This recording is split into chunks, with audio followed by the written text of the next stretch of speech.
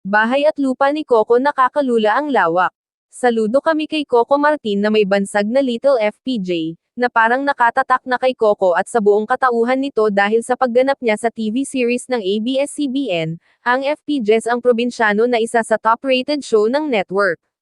Di mo ba alam, nabanggitin mo lang ang pangalan niya ay tiliyan na ang mga die-hard fans at kahit bata, matanda, babae, lalaki, lolo, lola, bakla, tomboy, ay iniidolo si Fernando Poe, Jr., kahit na deadball na siya. Kasi kaya kami hanga at saludo kay Coco, nakita namin ang kanyang mansyon in Quezon City na nakatayo sa napakalawak na lote, nakakalula sa laki at ganda, simoy probinsya, dahil napapaligiran ng iba't ibang punong kahoy, halamang baging, halamang gulay, halamang herbal at iba pa. Ang swimming pool wow sa laki.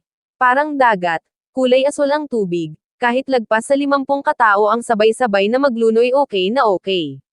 Kaya malaki ang bahay ni Coco ay dahil, hindi lang siya ang nakatira doon, kundi ang buong pamilya niya, pinsan, kaibigan at mga taong napamahal na sa kanya na nakatulong sa kanilang pamilya, sila ang mga kasama niya with their families.